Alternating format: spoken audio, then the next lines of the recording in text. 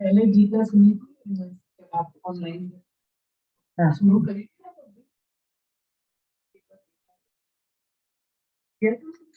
किया था। ध्यान से पूरी।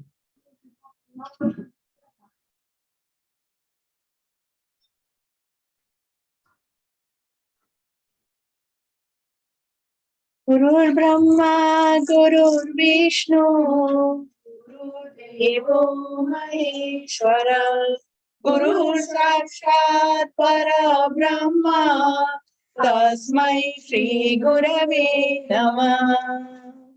ओम सहना भवतु सहनौ भुनक्तु सह वीर्यं करवावहै तेजस्विनावधीतमस्तु मा विद्विषावहै।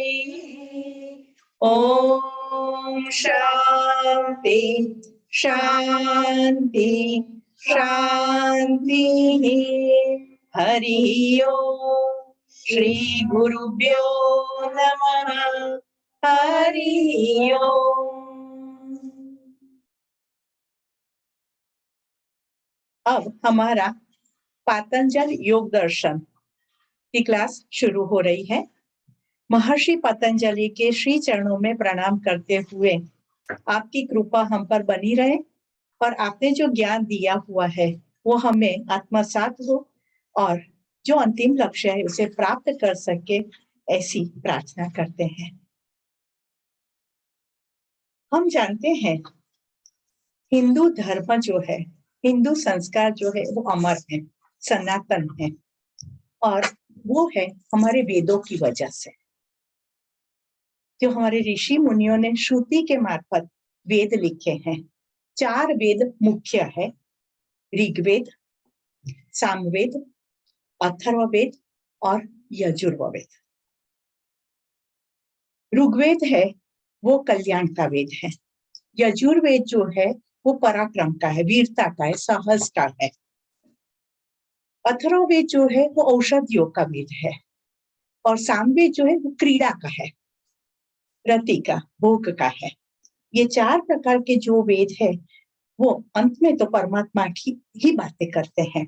उसमें जो यजुर्वेद है उसके 2 भाग है, शुक्ल भाग और कृष्ण भाग। जो शुक्ल भाग है वो उत्तर भारत में उसका ज्यादा पठन किया जाता है और कृष्ण भाग में वो दक्षिण भारत में उसका ज्यादा पठन किया जाता है। अब हमारे जो वेद है उसके 4 भाग है, ब्राह्मण, संहिता, आरण्य और उपनिषद। जो ब्राह्मण जो है वो वेद का प्रथम आगे का भाग है और उसमें कर्म कांड दिया हुआ है। कर्म कांड, किस प्रकार के कर्म करने चाहिए और इससे क्या प्राप्ति होती है। कर्म के माध्यम से श्री कृष्ण यानी कि परमात्मा को कैसे प्राप्त कर सकते हैं। संहिता और आरण्य जो है वो उपासना कांड है, यानी कि भक्ति का कांड है। और उपनिषद जो है वो ज्ञान कांड है, नॉलेज का है। यानी कि ब्राह्मण जो है एक्शन का, संहिता और आरण्य जो है वो उपासना का यानी डिवोशन का है और उपनिषद जो है वो नॉलेज का है। और वेद के जो उपनिषद जो है, लास्ट जो ज्ञान कांड है वो 1000 उपनिषद है, इससे भी ज्यादा है। लेकिन उसमें से 100 उपनिषद जो है वो जाने माने हैं, पॉपुलर है। उसमें भी 10 उपनिषद जो है वो ज्यादातर उसका पठन किया जाता है और वो उपनिषद जो है वो है ईश, केन, कठ, मुंडक, मांडुक्य, ऐत्रेय, तैत्रेय, बृहदारण्यक, श्वेताश्वतर और छांदोग्य। जैसे नाम दिया गया है ऐसा ही ये जो उपनिषद है उसमें कहा गया है। जैसे कि ईशोपनिषद, तो उसमें ईश्वर के बारे में बात की गई है कि ईश्वर दिखाई नहीं देता है पर कैसा है। कठ उपनिषद है, उसमें नचिकेता और यमराज की बात आती है। जो आप जानते हैं कि नचिकेता के पिताश्री जो थे उन्होंने एक बड़ा यज्ञ किया और फिर दान देने की बारी आई तो ब्राह्मणों को ऐसी पशु की गई जो वृद्ध हो गई है ऐसी गाय दान में दी। तब नचिकेता को बहुत दुख हुआ और उसने अपने पिताजी से कहा कि पिताजी ऐसी गाय दान में देने से क्या फायदा, जिनको आप दान में दे रहे हैं वो ब्राह्मणों को कुछ काम में भी नहीं आएगी, ऊपर से उनके मेहनत बढ़ जाएगी। तो उसके पिता गुस्से हो गए, तो मैं क्या दान में दूं बोल, क्योंकि उनका अहम जो था वो हर्ट हुआ। तो उन्होंने पूछा बोल मैं क्या दान में दूं, तो जा मैं तुमको दान में दे देता हूँ, मैं तुमको दान में दे देता हूँ। पिताश्री बोल गए और फिर नचिकेता यम के द्वार पर जाकर खड़े रहे और 3 दिन यम राजा बाहर गए थे तो उन्होंने भूखे प्यासे वहां पर तपश्चर्या की। जब यम राजा वापस आए तो उन्होंने देखा कि एक ब्राह्मण लड़का छोटा सा तपस्या कर रहा है, तो उनको बहुत दुख हुआ और उन्होंने कहा कि बेटा माँ क्या चाहिए, तेरा वक्त नहीं आया है, तू क्यों इधर आकर खड़ा है और क्यों इतना भूखा प्यासा खड़ा रहा, तो मैं आशीर्वाद देना चाहता हूँ, क्या चाहिए तुम्हें। तब उसने कहा कि मुझे आत्मज्ञान चाहिए, मृत्यु क्या है, मुझे आत्मा के बारे में जानना है। तब यम राजा ने कहा कि चल मैं तुम्हें बहुत सारा भोग देता हूँ, अच्छा घर देता हूँ, अच्छी पत्नियां देता हूँ अप्सरा जैसी कि जो तुमको बहुत आनंद दे, और तुम्हें बहुत पुत्रों का देता हूँ, आशीर्वाद के 100 पुत्र होंगे और जो कुछ है मैं देने के लिए तैयार हूँ। तब नचिकेता पूछते हैं कि जो मेरे पुत्र आप देंगे, मेरी पत्नियां जो होगी वो बूढ़ी होगी, तो क्या हाँ, तो फिर मुझे क्या आनंद आएगा। मेरे पुत्र जो है वो मर जाएंगे, तो क्या 100 साल बाद तो मरने ही वाले हैं, तो कि जो मरने ही वाला है तो उसको लेकर मैं क्या करूं। मुझे ऐसा ज्ञान चाहिए कि जो मरने वाला नहीं है, जो शाश्वत ज्ञान है, मुझे ये कुछ नहीं चाहिए। और एक तो आप मुझे आशीर्वाद देना ही चाहते तो मेरे पिताजी को माफ कर देना। देखो तो सही है, छोटा बच्चा कि उन्होंने ऐसा दान दिया है तो वो तो पाप में पड़ेंगे, तो उनको माफ कर देना और मुझे शाश्वत ज्ञान है वो चाहिए। फिर यम राजा उनको मृत्यु के बारे में और आत्मा के बारे में जानकारी देते। ये कठोपनिषद है। कैन उपनिषद नाम जैसे बताया गया है, कैन किसके द्वारा ये सब कुछ है, ये ब्रह्मांड जो है इनके द्वारा चल रहा है। रोज सूर्योदय होता है 1 सेकंड के बिना, इसके पीछे कौन सी शक्ति काम कर रही है। सूर्यास्त होता है 1 सेकंड के बिना, विलंब के बिना, कौन सी शक्ति काम कर रही है। चंद्रोदय होता है, अमृत में शीतलता देता है, कौन सी शक्ति काम कर रही है। हमारा जीवन चल रहा है, कौन सी शक्ति काम कर रही है। ये सब कैन उपनिषद में आता है। कौन कौन कौन करके अंतिम जो शक्ति है, जो वैश्विक चेतना है, परमात्मा है, उसके तक पहुंचना है। मुंडक मांडुक्य जो है वो उसको इसके बारे में बात करते हैं कि एक कुआं होता है, उसके अंदर एक मेढक होता है और उसने कुएं के बाहर कभी गया ही नहीं है, तो इतने में ही पड़ा है, इसकी दुनिया कुआं ही है। और एक दिन पनहारी के बर्तन में वो बाहर निकल आया, कुएं से बाहर निकला और उसने एक बड़ा सा बैल देखा, तो एकदम घबरा गया, उसने देखा ही नहीं था, फिर से कूद पड़ा कुएं में और अपनी माँ को जाकर कहता है कि माँ मैंने तो एक बड़ा बैल देखा। तो उसकी माँ ने अपनी छाती फुलाई, इतना बड़ा था, तो कि नहीं माँ इससे भी बहुत बड़ा। पूरे श्वास लेकर पूरी छाती को, इतना बड़ा था, नहीं नहीं इससे भी बहुत बड़ा। वो फुलाती गई, अंत में वो मर गई, पर वो बैल जैसी नहीं हो पाई। इसका मतलब कि ब्रह्म का जो स्वरूप है वो निराकार है, कोई भी शब्दों में हम उसको नहीं जान सकते, कितना भी हम समझाने की कोशिश करेंगे हमारे शब्द कम ही पड़ेंगे। ये अनुभव का विषय है, वो ये मांडुक्य उपनिषद इसके द्वारा बताया गया है। इसी तरह से सभी उपनिषद जो है उसमें अंत में तो परमात्मा प्राप्ति, जो हमारा लक्ष्य गंतव्य स्थान है, उसे कैसे प्राप्त कर सकते उसी के बारे में ही बताया गया है। और ये सभी योग है, सभी योग है जो 4 योग सभी उपनिषदों में जो बताए गए 4 योग के बारे में बात हुई है कि कर्म योग है, भक्ति योग है, ज्ञान योग है और राजयोग है। कर्म के माध्यम से आप कैसे परमात्मा प्राप्ति कर सकते हैं, निष्काम भाव से कर्म करते जाओ और अंत में वही प्राप्ति आप कर सकते हैं। भक्ति से कैसे कर सकते हैं कि परमात्मा की चेतना में विलीन हो जाओ, भक्ति करते करते एक रूप हो जाओ और उसको प्राप्त कर लो। ज्ञान के माध्यम से वही प्राप्ति के ज्ञान प्राप्त करो, कभी निराकार कैसा है और उस चेतना को समझो और उसके साथ एक रूप होकर अपना लक्ष्य सिद्ध करो।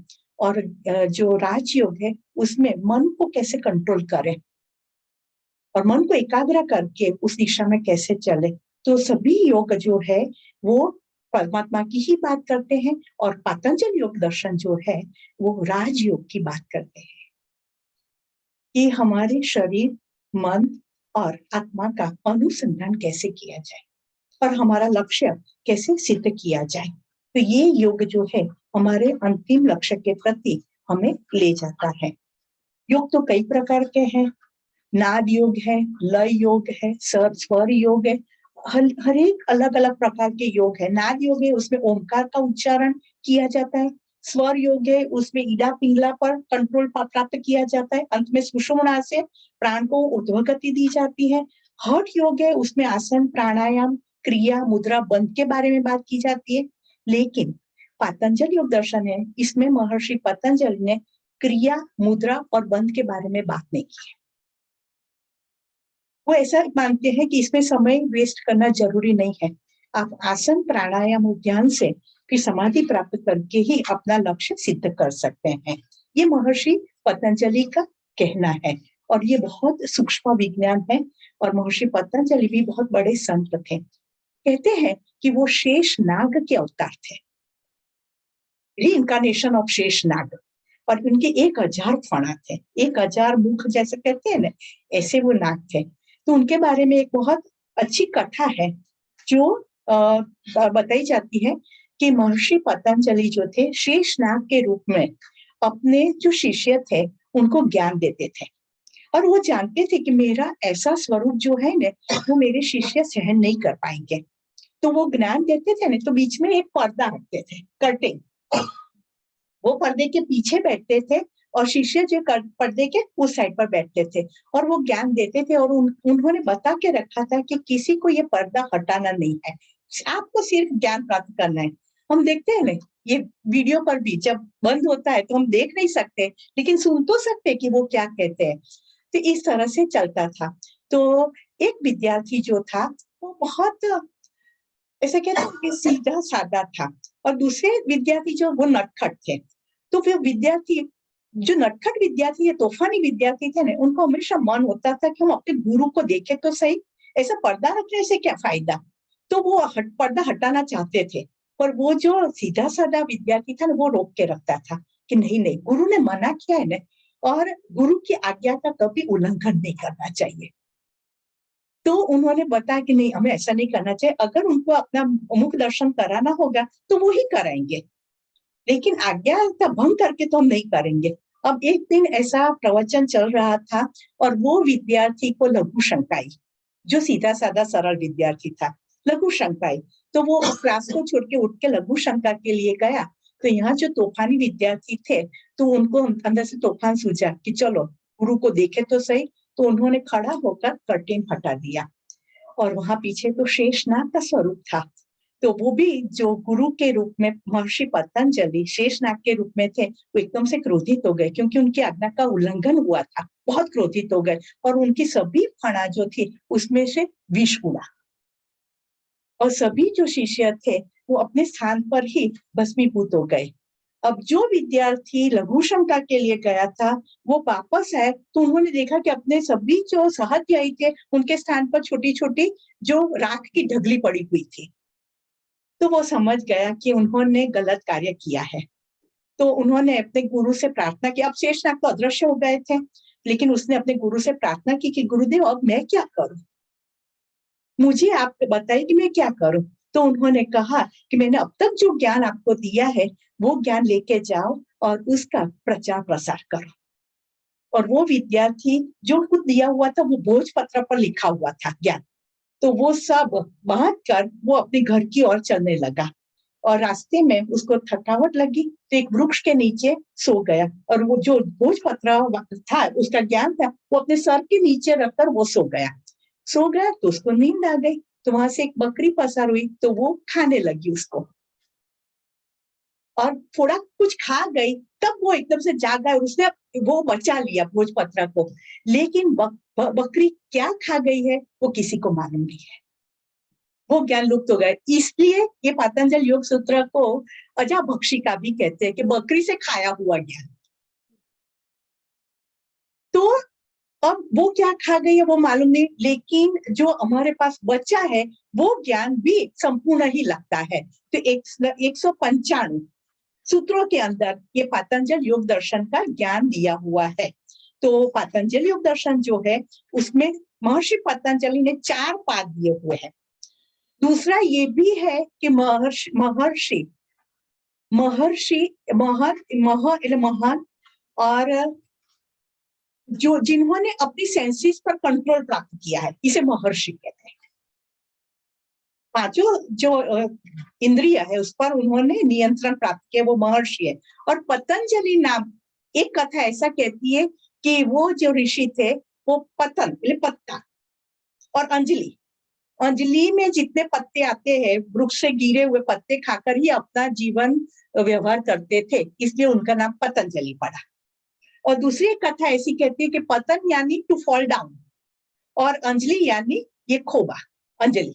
तो अंजलि, एक बच्चा ऊपर से गिरा, पतन हुआ उसका और किसी ऋषि के हाथ में आकर गिरा, तो पतन अंजलि में गिरा, तो वो पतंजलि हुए।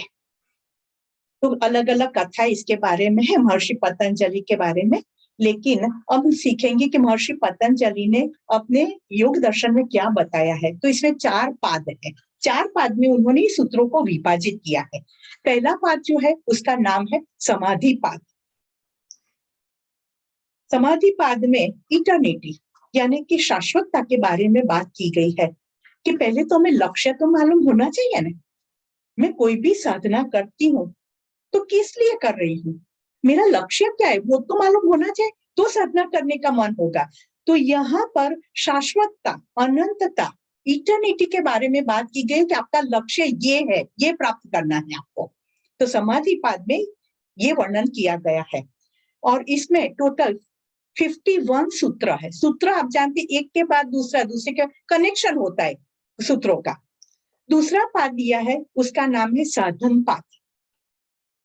अब आपका लक्ष्य तो निश्चित हो गया कि मुझे ये प्राप्ति करनी है, तो अब आपको इनर मोटिवेशन तो होना चाहिए, आपको अंदर से प्रेरणा तो मिलनी चाहिए कि मुझे ये करना है, ये अमलीकरण तो करना पड़ेगा कि नहीं। तो साधन पाद जो है उसमें साधन बताए गए हैं कि किस प्रकार से आप इनर मोटिवेशन प्राप्त करेंगे और ये लक्ष्य के प्रति आप आगे बढ़ सकते हैं। और इसमें 55 सूत्रास है। तीसरा जो पाद है वो है विभूति पाद। अब महर्षि पतंजलि भी बहुत इंटेलिजेंट है, वो हमारे स्वभाव को जानते हैं कि जब लक्ष्य प्राप्ति के लिए जाते हैं तब हमें बीच में थोड़ी सिद्धियां तो मिलनी चाहिए। सीधा लक्ष्य प्राप्त हो जाएगा तो क्या, लेकिन सबको दिखाना तो पड़ेगा मुझे ये सिद्धि प्राप्त है, मुझे ये सिद्धि प्राप्त हुई है। तो विभूति पाद में उन्होंने सिद्धियों के बारे में भी वर्णन किया कि आप ये साधना करेंगे तो आपको कौन सी सिद्धि प्राप्त होगी। और परम तत्व का भी ज्ञान दिया हुआ है कि सिद्धियां प्राप्त करते करते ये परम तत्व के प्रति जो आप आगे बढ़ते हैं तो उसके इसका भी ज्ञान दिया हुआ है, वो भी 55 सूत्रों के अंदर वर्णन किया है। और चौथा जो पाद है वो अंतिम पाद, उसे कहते हैं कैवल्य पाद, और वो है साइंस ऑफ सेल्फ रियलाइजेशन, आत्म साक्षात्कार का विज्ञान। मैं कौन हूं, हु एम आई, जो प्रश्न लेकर हमने जन्म लिया है और यही प्रश्न को लेकर हम वापस भी चले जाते हैं। प्रश्न ही रह जाता है और बस आवागमन होते रहते हैं, क्योंकि ये प्रश्न का उत्तर प्राप्त करने के लिए हम आए हैं।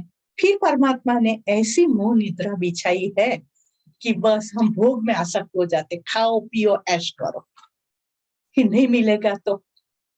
और रोज खाते, रोज आनंद लेते, तो भी ऐसा ही लगता है कि आज मैं पहली बार कर रही हूँ।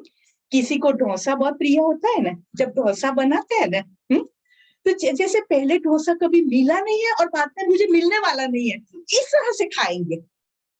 कोई पिक्चर देखने का शौकीन है ना, तो पिक्चर देखना होता है ना तो इतना खुश सुबह से होता है, आहा जैसे जिंदगी में पहले पिक्चर देखा ही नहीं है और फिर दूसरी बार मुझे पिक्चर देखने को मिलने ही वाला नहीं, इस तरह से खुश हो जाते हैं, है ना। पर वो सब हम जानते हैं ये सब क्षणिक है, वो आनंद खत्म हो जाने वाला है। है कि नहीं? पिक्चर देखा, चलो आनंद तो आ गया 3 घंटा, लेकिन बाहर निकलते ही अब दूसरा कौन सा पिक्चर देखेंगे? बात शुरू हो गई कि नहीं? इसका मतलब क्या हुआ? वो आनंद खत्म, अब नए आनंद की खोज में। होटल में जाकर खाना खाया, बहुत आनंद हुआ, तृप्ति हुई, बाहर निकल के अब कौन सी होटल में जाएंगे नेक्स्ट संडे? क्या मतलब? उसका आनंद खत्म, अब दूसरे आनंद की ओर में।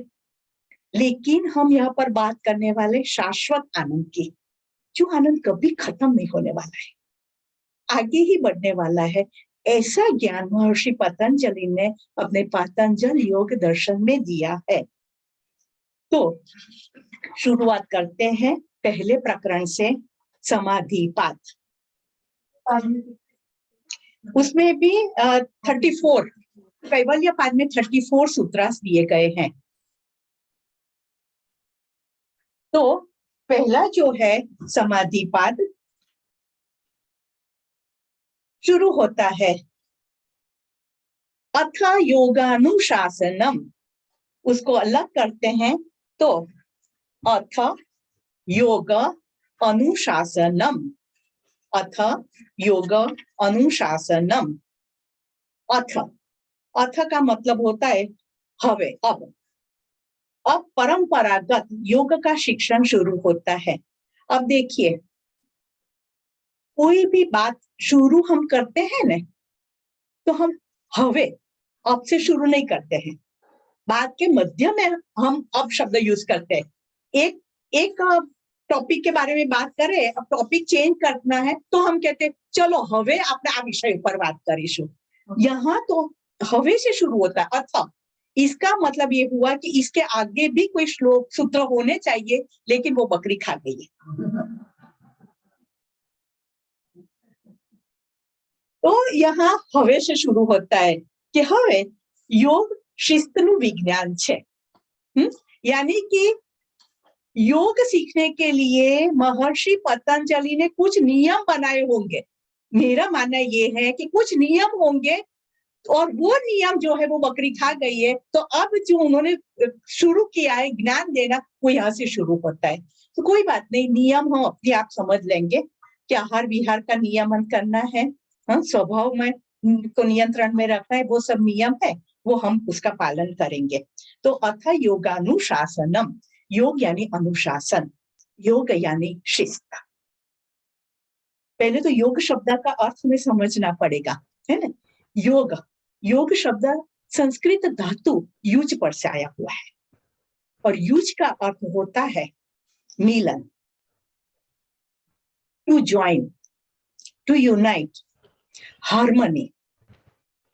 तो योग शब्द ही कहता है कि जहां मिलन है, जहां हार्मनी है, जहां यूनिटी है, तो वहां क्या हो सकता है? वहां प्रेम होता है, वहां आनंद होता है, वहां सुख होता है, वहां शांति होती है, वहां संतोष होता है, वहां प्रगति होती है, वहां उत्कर्ष होता है, वहां नवसर्जन की प्रक्रिया होती है, वहां आत्म अभिमुखता होती है कि नहीं? तो ये योग से मिलता है। और जहां योग नहीं है तो क्या है? वियोग। वियोग वियोग से क्या होता है? जहां हार्मनी नहीं है, तो वियोग से क्या होता है? दुख, क्लेश, झगड़े, डिप्रेशन, फ्रस्ट्रेशन, चिंता, अशांति, आत्मविमुखता। जो कुछ प्राप्त किया हुआ है वो धीरे धीरे धीरे करके सरक जाता है। जैसे नहीं, एक आता है क्या, रेत भरी हुई होती है और धीरे धीरे धीरे धीरे नीचे रेत गिरती जाती है और ऊपर का बर्तन खाली हो जाता है कि नहीं? इस तरह से जब वियोग होता है, हार्मनी नहीं होती है, तब हमारे पास जो भी ज्ञान है, जो भी सत्ता है, जो भी रूप है, जो भी पैसा है, धीरे धीरे धीरे धीरे करके ऐसे सरक जाता है।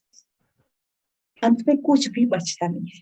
हमेशा योग में रहे, और योग यानी शिस्त, अनुशासन, शरीर, मन और आत्मा का अनुसंधान, सातत्य यानी योग। और शरीर, मन और आत्मा का अनुसंधान करना है तो सबके प्रति हमें योग में रहना पड़ेगा। सबसे पहला तो आता है संबंध योग।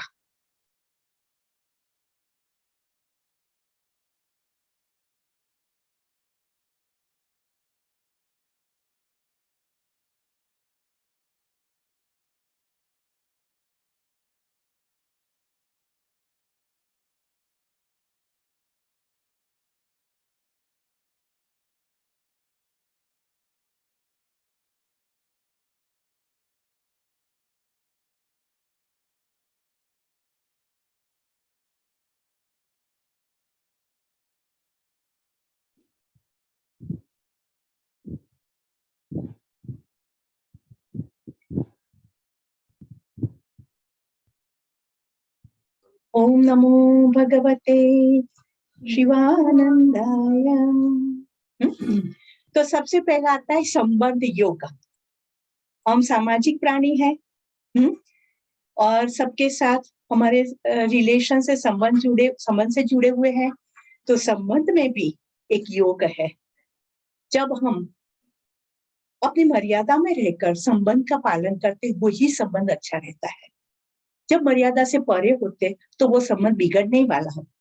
खास मित्र है तो चलो मैं तो उसको कुछ भी बोल सकता हूँ, उसके साथ कुछ भी कर सकता हूँ, ऐसा नहीं चलेगा। उसकी भी एक मर्यादा है।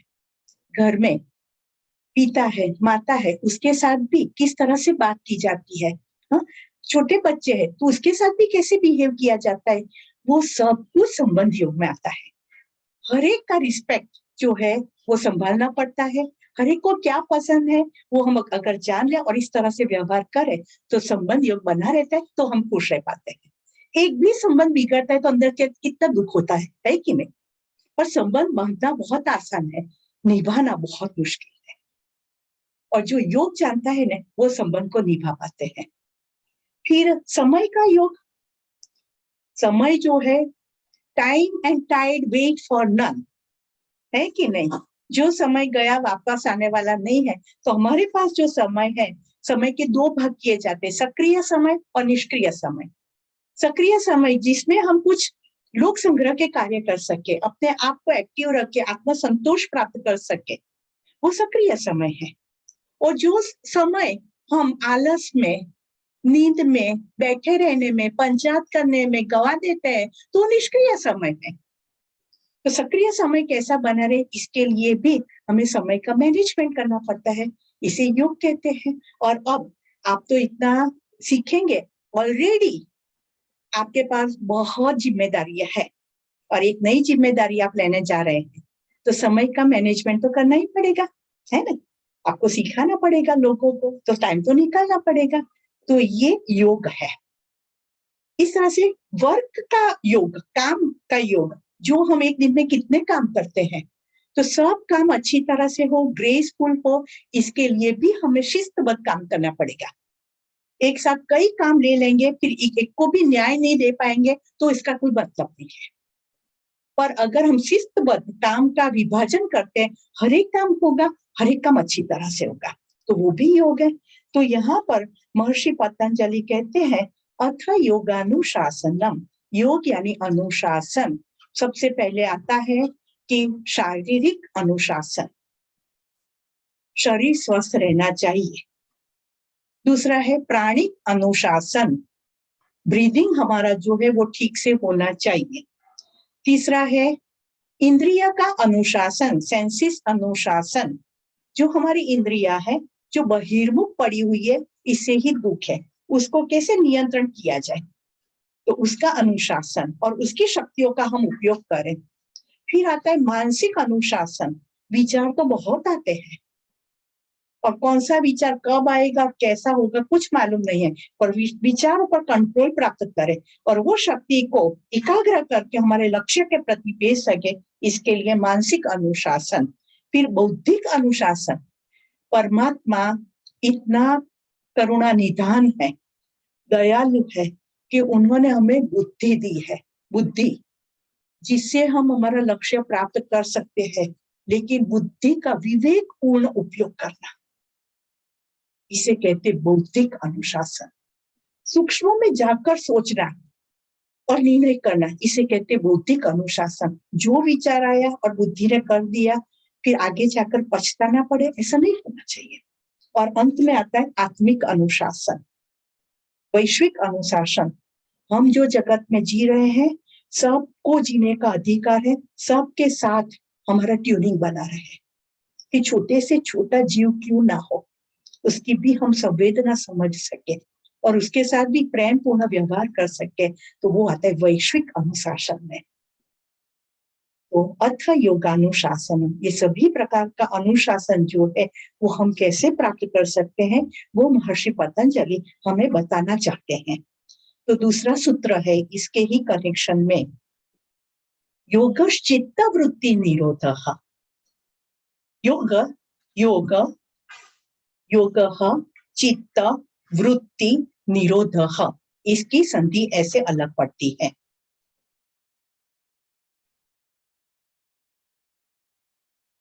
चित्त की वृत्तियों का निरोध करना, नियंत्रित करना। और पहले तो हमें चित्त शब्द को समझना पड़ेगा। और मैं आपको बताऊं, ये चित्त शब्द सिर्फ हमारी भारतीय संस्कृति में है। फॉरेन की लैंग्वेज में चित्त का कोई इंग्लिश ही नहीं है। फिर हम कहते हैं कॉन्शियसनेस, पर चित्त चित्त है। और चित्त जो है उसके पास हमारे कई जन्मों की स्मृतियां पड़ी हुई है, कई जन्मों की स्मृति। वो फ्लॉपी डिस्क जैसे, वो पेन ड्राइव जैसा होता है। और जैसा समय आता है तो वो पूर्व की स्मृति वो सरफेस पर आती है और उसके अनुसार हम बिहेव करने लगते हैं। चित्त हमें प्रेरित करता है। चित्त यानी संस्कार, पूर्व के संस्कार, पूर्व की स्मृति, पूर्व के अनुभव।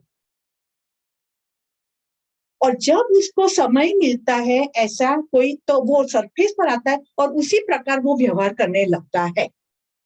फिर वो सोचता नहीं है ये सही है या गलत है। संस्कार उदित हुए, कर्म करने लगे और फिर एक नया कर्म बंधा, फिर से उसमें से आगे बढ़ना है। तो ये एंडलेस प्रोसेस है। अगर हम चित्त के अनुसार, पूर्व की स्मृतियों के अनुसार चलना शुरू कर देंगे तो एंडलेस प्रोसेस हमारे लिए हो जाएगी। फिर हम लक्ष्य के प्रति आगे नहीं बढ़ पाएंगे। इसीलिए यहाँ पर महर्षि पतंजलि कहते हैं योगश्चित्त वृत्ति निरोधः। जो संस्कार आपके जागृत हुए हैं उसको आप समझने की कोशिश करो कि इसमें आगे जाने से मुझे क्या प्राप्ति होगी, ये सही है कि गलत है, मैं सही मार्ग पर जा रहा हूँ कि गलत मार्ग पर जा रहा हूँ। और ये समझ अगर आ जाएगी और उसका अगर निरोध करते हैं, कंट्रोल करते, नियंत्रित करते, तो वो कर्म आगे नहीं बढ़ेगा। तो चित्त को समझने के लिए मैं आपको बताऊं कि वैसे हमारा जो अंतःकरण चतुष्टय है, जो सूक्ष्म है, जो हम देख नहीं सकते हैं, तो चतुष्टय यानी चार का बना हुआ है, वो है मन, बुद्धि, चित्त और अहंकार। अंतःकरण चतुष्टय, फोर फोल्ड माइंड इसे कहते हैं, मन, बुद्धि, चित्त और अहंकार। अब जो मन है उसका कार्य क्या है? हमारे शरीर में कोई मन भी नहीं दिखाई देता है, बुद्धि भी नहीं, चित्त भी नहीं, अहंकार भी नहीं, एक अनुभव करने की ये वस्तु है। तो मन का हमारे शरीर में क्या स्थान है? विचार करना, सोचना, इच्छाएं प्रकट करना, ये मन है। बुद्धि का क्या काम क्या है? मन ने जो विचार किया है, जो इच्छा प्रकट की है, उस पर निर्णय करना है कि नहीं करना है, ये बुद्धि है, निर्णय लेना। चित्त का काम क्या है? जैसे मैंने आपको बताया कि पूर्व की स्मृतियां, जो इच्छा हुई है उसके रिलेटेड पास्ट की जो स्मृतियां है उसको वो सरफेस पर लाता है। उसके पास कोई अथॉरिटी नहीं है करना है कि नहीं करना है, बस मैं तो आपको ये स्मृति देता हूं, अब आप सोचो करना है कि नहीं करना है। और लास्ट में आता है अहंकार। इसका मतलब है विचारों में जड़ता, रिजिडिटी। अब मैं आपको एक उदाहरण से ये समझाना चाहूंगी तो आपको तुरंत मालूम पड़ जाएगा। हाँ, तो अगर हम यूएस गए घूमने के लिए और एक वॉलमार्ट मॉल में गए, घूमते घूमते एक बहुत अच्छा सा स्वेटर देखा, ठीक है, अब स्वेटर तो मस्त है, वैसे भी फॉरेन की चीजें होती है, उसका फिनिशिंग सब कुछ बहुत बढ़िया होता है, तो सब लेने का मन तो होता ही है, लेकिन ये स्वेटर तो खास मन हो गया। तो फिर मन क्या कहेगा, खरीदना है, इच्छा प्रकट कर दी, खरीदना है। और मन का काम पूरा। ગુજરાતીમાં આપણે કહીએ તો મનનું કામ છે મમરો મૂકવો, મમરો મૂક્યો। हाँ? इच्छा नहीं थी कुछ खरीदने, तब तक हम खुश होकर घूमते थे, लेकिन अब इच्छा हुई, हाँ, तो अब बुद्धि को कार्य करना पड़ेगा कि लेना है कि नहीं लेना है। तो फिर बुद्धि वो स्वेटर लेती है, हाँ, फिर उसका टैग देखती है क्या भाव है, हाँ, टैग तो देखेंगे ना कि क्या कीमत है उसकी। तो लिखा है $100। अब ये हमारा तो इंडियन माइंड तुरंत रुपीस में कन्वर्ट हो गया। अभी तो 70 रुपए है ना, 70 रुपीस है ना, हाँ, 80 रुपीस, तो कितने का हुआ, 8,000 रुपये का हो गया स्वेटर। तो फिर बुद्धि ने पॉकेट में देखा कि $100 का ये है, 8,000 रुपये का होगा, तो मैं खरीद सकता हूँ कि नहीं खरीद सकता हूँ। फिर पॉकेट ने परमिट कर दिया कि चलो $100 आपको पसंद है तो खरीद सकते हैं। फिर भी बुद्धि मानती नहीं है, वो देखती है कि बराबर मेरे साइज का है, मुझे ये कलर जचता है कि नहीं, फिनिशिंग ठीक है कि नहीं, सब कुछ देखने के बाद बुद्धि ने निर्णय कर दिया कि खरीदना है। निर्णय आ गया, बात खत्म नहीं होती है। देखो अब चित्त की बारी आई, हाँ, चित्त आया।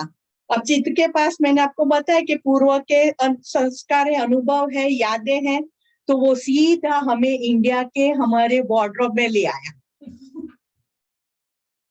और लटकते हो सभी स्वेटर जैकेट सब कुछ दिखाया। इतने सारे स्वेटर्स है तुम्हारे पास, इतनी सारी शॉल्स पड़ी हुई है, हाँ, पूरा एक वार्डरोब पूरा स्वेटर और शॉल से भरा हुआ है।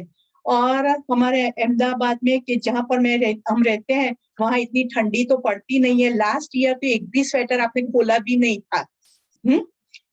और ये कहते हैं $100। हम जब दिल्ली गए थे तब 1,000 में हमने ऐसे स्वेटर देखे थे, है ना, और ये 8,000 का स्वेटर है। और आप जो कलर पसंद करते हैं, मुझे याद है कि हमारे वार्डरोब में भी ऐसा एक कलर तो है।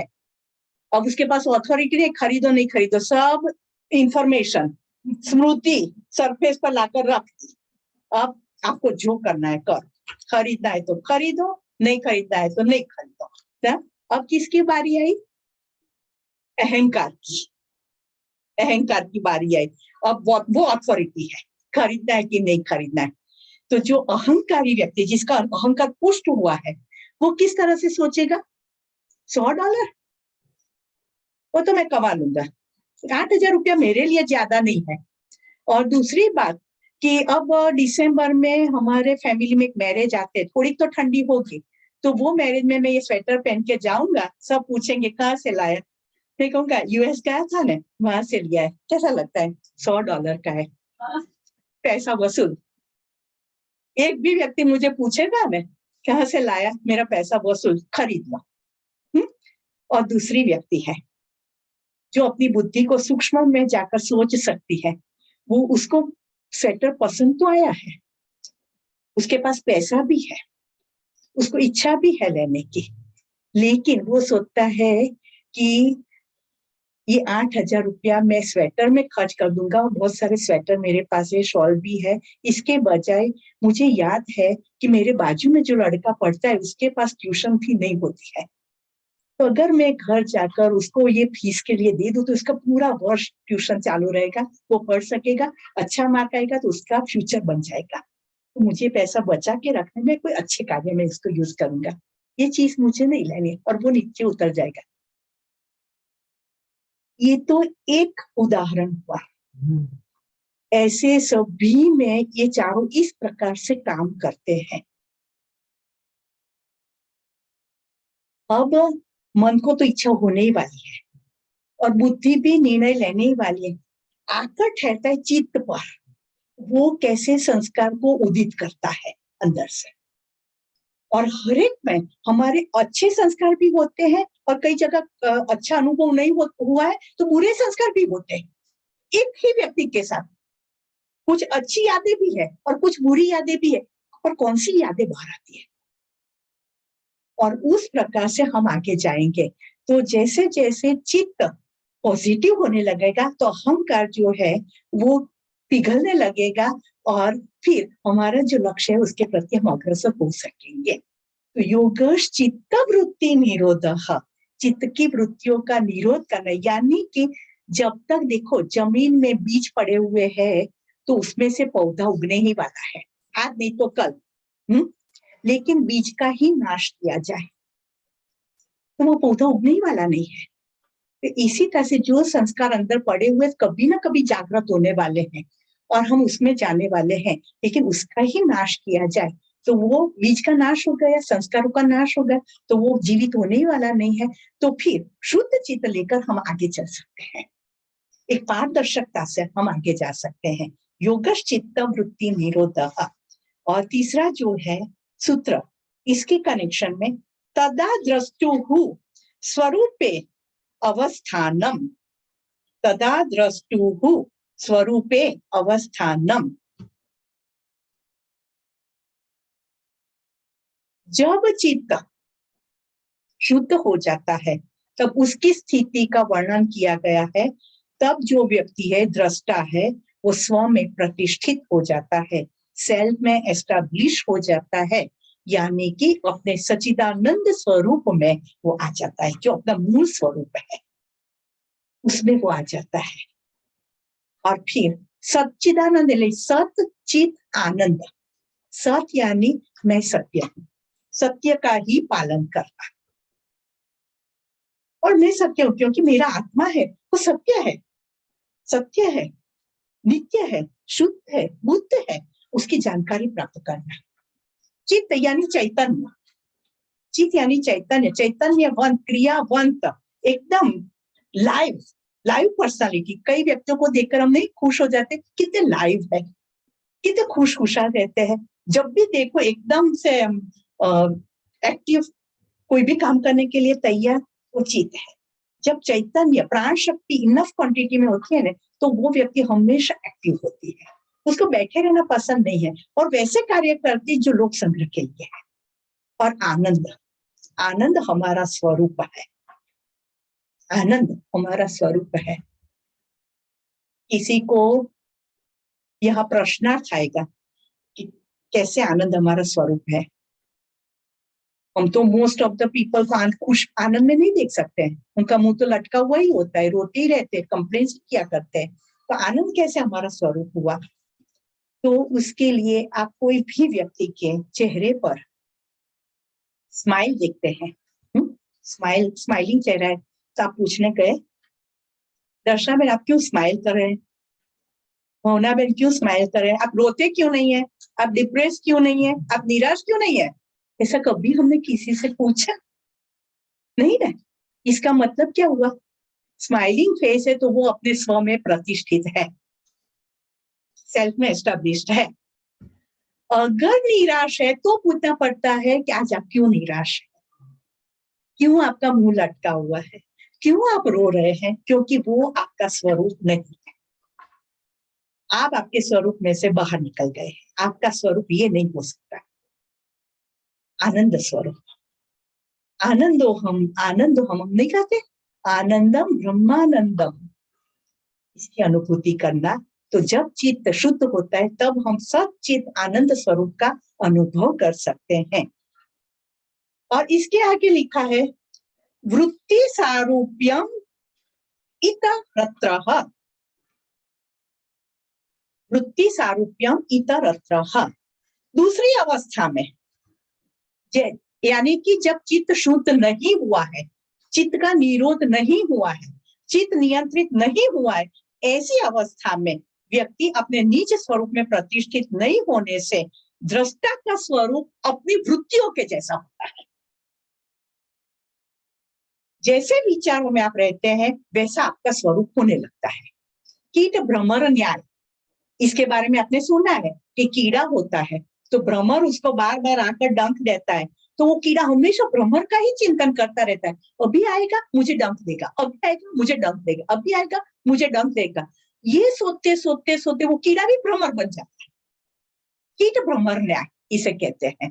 तो जैसा आप सोचते हैं वैसा ही आप प्राप्त करते हैं। निश्चित आपको करना है आपको क्या चाहिए, आपको क्या चाहिए। और परमात्मा ने हमें विवेक बुद्धि दी है, आप निर्णय कर सकते हैं कि मुझे क्या चाहिए, और इसके अनुसार आप विचार करके अपने आप को गति दे सकते हैं।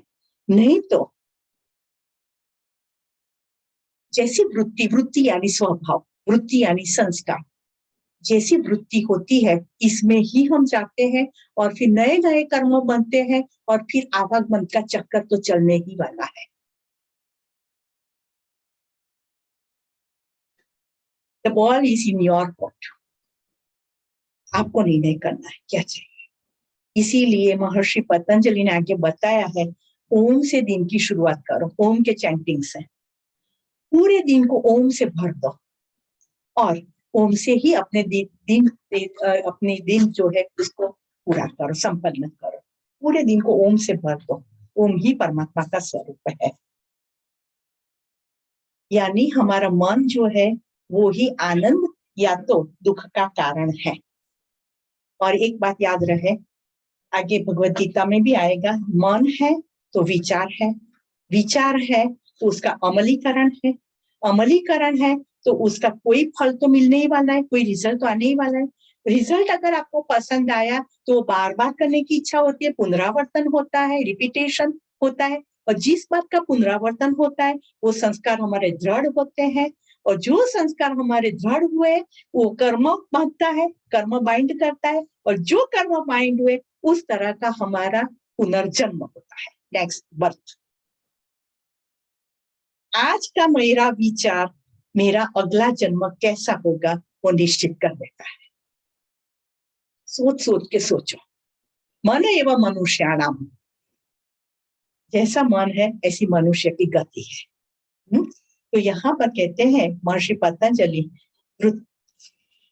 वृत्ति सारूप्यम इतरत्र, जैसी वृत्ति, जैसा स्वभाव, जैसे संस्कार, ऐसे ही आपका स्वरूप बनता जाएगा। जो लोग बहुत टेंशन करते तो आप नहीं दिखते, इधर एकदम से ये टेंस दिखता है। जो लोग बहुत क्रोध करते हैं तो उनकी आंखों में हमें नहीं दिखता कि ये क्रोधी व्यक्ति है। कोई डिप्रेशन में रहता है तो उनका मुंह लटका हुआ नहीं रहता है, कोई चार्जिंग नहीं लगता है। बीमार व्यक्ति है तो उसका ओरा कैसा होता है, एकदम डल ओरा होता है। जिस प्रकार के विचार करते जाएंगे उस प्रकार के आप तैयार होते जाएंगे, बराबर है।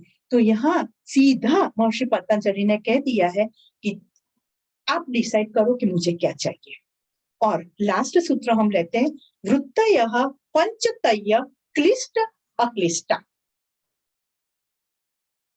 योग साधना में विघ्न रूप और सहायक वृत्तियां 5 प्रकार की है। वृत्ति यानी स्वभाव, वृत्ति यानी संस्कार। कुछ वृत्तियां ऐसी है कि जो हमें सपोर्ट करती है, आगे बढ़ने में सहायक होती है, और कुछ वृत्ति ऐसी होती है कि जो हम प्रगति में हमें बाधक अवरोध करती है। तो वो 2 प्रकार की जो वृत्ति ऐसे कहते हैं क्लिष्ट। क्लिष्ट वृत्ति यानी दुखदायक, पेनफुल, जो विघ्न खड़ा करती है। और अक्लिष्ट यानी आनंद स्वरूप, सुख रूप, पेनलेस।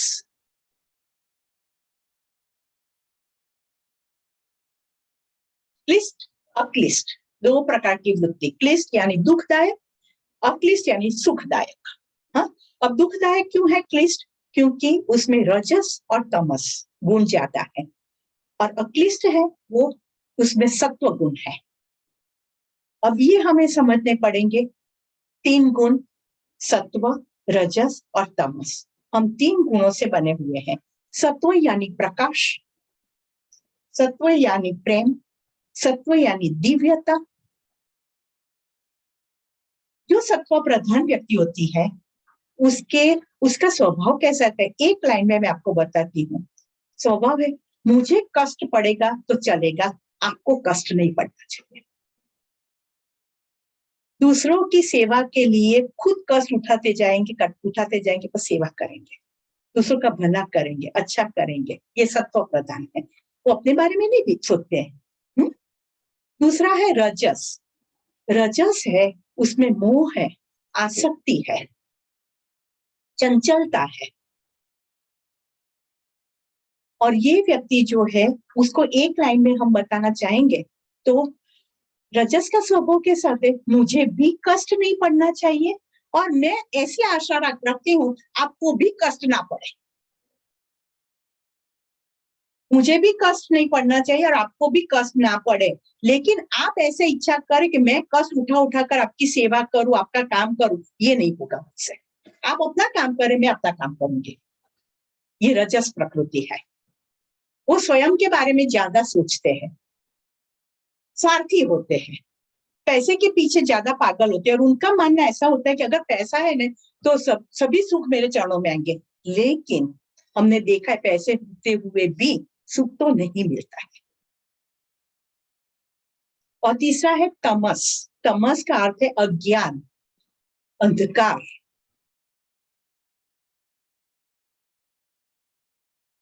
और तामसिक का स्वभाव कैसा होता है, एक लाइन में, मुझे कष्ट नहीं पड़ना चाहिए, आपका जो होना है वो हो।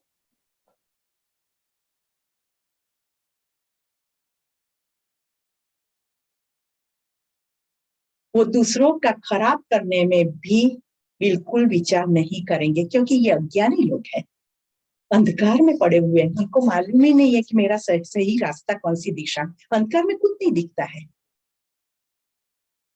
इस तरह से। और दूसरा भी तमस की और भी एक कैटेगरी है, बताओ। एक तो मैंने बताया कि मुझे कष्ट नहीं पड़ना चाहिए, आपको आपका जो होना है सो हो। इसके आगे भी एक कैटेगरी है तमस की, अगर मेरा खराब होता है तो होने दो, आपका तो खराब ही होना चाहिए। मेरी एक आंख फूटेगी, आपकी तो दोनों आंख फूटनी चाहिए।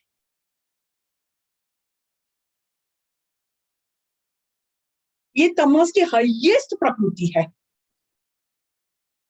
मुझे तकलीफ पड़ेगी तो भले पड़ने दो, लेकिन आपको तो तकलीफ पड़नी ही चाहिए, बस। ये अब ऐसे सोचने वाले लोग जो है तो वो बाधाएं नहीं डालेंगे तो क्या करें। ये क्लिष्ट प्रकृति है, क्लिष्ट, दुखदायक।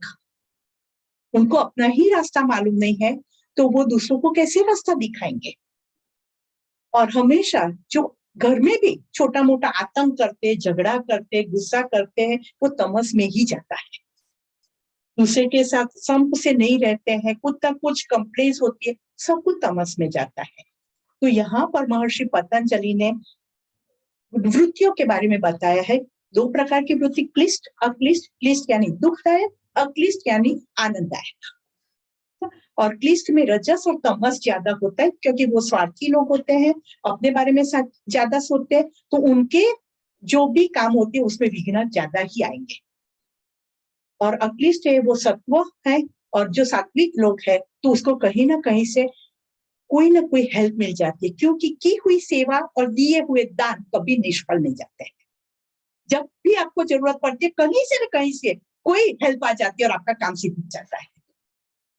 तो अब ये 5 प्रकार की वृत्ति क्या है, वो कल इसके बारे में हम चर्चा करेंगे कि सहायक कौन सी है और विघ्न डालने वाली कौन सी वृत्तियां हैं। ठीक है। तो आज का हमारा जो पतंजलि योग दर्शन का ये पीरियड है, यहाँ पर हम संपन्न करते हैं और कल हम इसी टाइम पर मिलेंगे। शांति मंत्र बोलते हैं। ओम पूर्णमदा पूर्णमिदं पूर्णात् पूर्णमुदच्यते पूर्णस्य पूर्णमादाय पूर्णमेवावशिष्यते। ओम शांति शांति शांति। हरि ओम। श्री गुरुभ्यो नमः। हरि ओम। Thank you. और अब आधे घंटे की रिसेस है और 4 बजे फिर से हम मिलते हैं योग के अभ्यास के लिए, आसन प्राणायाम के लिए।